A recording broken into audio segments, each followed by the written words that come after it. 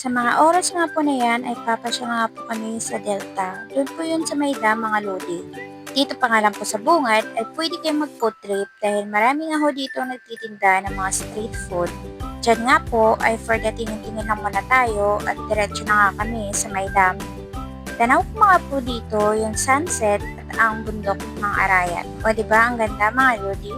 Nung unang araw pa nga lang po namin at nasa bus pa lang po kami ay ito na po talaga yung matatanaw mo yung bundok ng Arayat. Namimiss ko tuloy yung probinsya namin mga lods. Ganitong ganito talaga sa probinsya namin. Pakiramdam ko nga ay umuwi na rin ako sa probinsya namin mga lodi. Ang kaibahan lang ay wala nga po dito yung anak ko. Sa mga oras nga po na yan ay excited na ako makita yung dam nila kasi ang sabi nga nila ay magandang araw doon. Konting kimbot na nga lang po dyan ay mararating na po natin ang dam. Ang sarap-sarap nga naman talagang mamasyal sa mga ganitong klaseng lugar.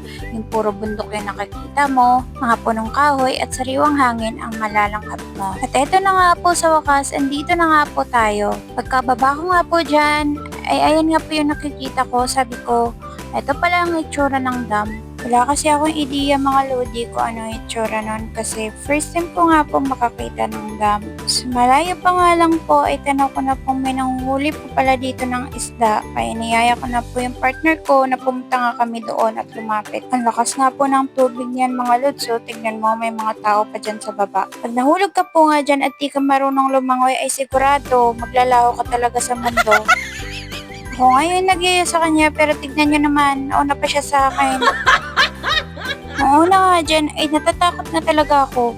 Pag nandyan ka nga po sa taas ay para bang nakakalula. Tingnan nyo nga naman siya, dumungaw pa. Ayan may nahuli nga po silang isda. At ayan nga si kuya nakasando ay sobrang tuwang-tuwa kasi napakalaki nga naman talaga ng isdang nahuli niya. Hirap na hirap nga siya dyang iangat ang kanyang pansalo ng isda. At ayan na nga, ang laki-laki ng isda, patalon-talon pa. Tinanong ko nga agad si kuya kung anong klaseng isda yung nahuli niya. Silver daw po pala ang tawag dyan. At nasa mahigit 5 kilo nga po pala ang bigat niyan. Pag araw-araw ka nga makahuli ng ganito kakalaking isda ay sold na nga ang pang-agahan, tanghalian at panghapunan mo. Kinabukasan nga po nito ay ayan, nag-swimming na naman po kami sa may falls. Tingin naman po mga lods tuwang-tuwa. First time ko nga po palang maligo sa falls mga lodi.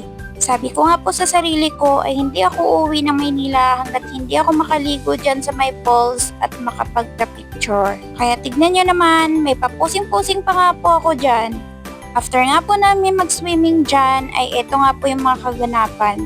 Nagagayat po pala si Jordan dyan ng lulutuin para kinabukasan kasi nga po may birthday. Gabi pa nga lang po ay naghahanda na nga po sila para kinabukasan po ay hindi na nga po mahirap. Minarinate na nga nila ito at sinangkot siya para kinabukasan nga po ay madali na lang pong lutuin. Ayan na nga po, minikos-mikos na nga po nila iyan. Ayan naman po si Jordan nagluluto. Tinitingnan ko na nga lang po yung ginagawa ni Jordan dito. Pwede tingin-tingin nga lang ako dyan habang nagmikos-mikos na nga din dyan si Jordan. Kinabukasan nga po nito ay maaga nga po ako nagising kasi aakyat nga po kami sa bundok at nang mamitas po kami ng ates. Tignan nyo naman po itsura namin, mukha pa kaming walang mumog at walang ilamos. Nga po yung dinadaanan namin, medyo maputik pa nga po. Ang lalaki nga pala ng mga bato dito mga lodi. Tignan nyo naman ako mag-video, puro paa.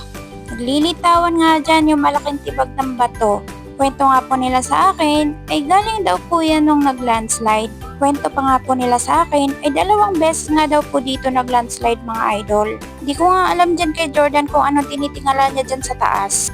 Tinatanong ko nga dyan si Jordan kung malapit na ba kami sa may tuktok ng bundok ng Arayat. Sagot niya po sa akin ay kailangan ko pa daw maglakad ng halos kalahating araw. Sabi niya pa nga sa akin dyan ay makakarating daw ako ng kalahating araw sa may tuktok ng bundok pag walang pahinga. Pero pag nagpahinga nga daw po ako ay halos 1 araw nga daw saka pa daw ako makarating sa tuktok. So inimagine ko na nga na ganun pala talaga kalayo. Eto na nga, for the pitas-pitas na nga po kami dito ng atis. Nakita ko na nga yung mga bunga. At ayan, tinuro nga ni Jordan sa akin kung ano nga ba yung mga pipitasin ko. Hindi ko pa kasi kabisado kung alin nga dyan yung magulang na. Mas maganda kasi daw pitasin ang magulang na kasi nga daw pag nahinog ay matamis nga at mabilis nga lang din talaga mahinog.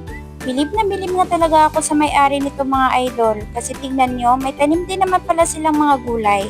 At nabitas na nga din pala kami dito na sitaw. Sabi pa nga nila, meron nga daw silang tanim na okra dito kaso hindi nga namin nakita na meron nga silang okra. Ayan pa naman yung pinaka number 1 na favorite ko sa lahat ng gulay. Sa mga oras nga po na yan, pababa na nga po kami ng bundok.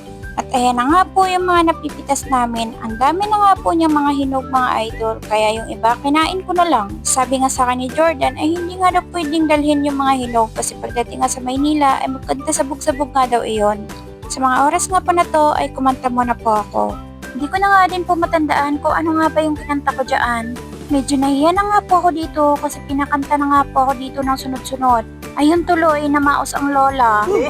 Oh my God! Sa mga oras nga po na to mga idol ay pauwi na nga po kami dito ng Maynila at nasa bus na po kami. Maraming salamat po kay Kuya John Rocky at kay Ate Rowena Rocky sa pagpapatuloy niyo po sa amin sa bahay niyo. At syempre maraming salamat din sa inyong panonood!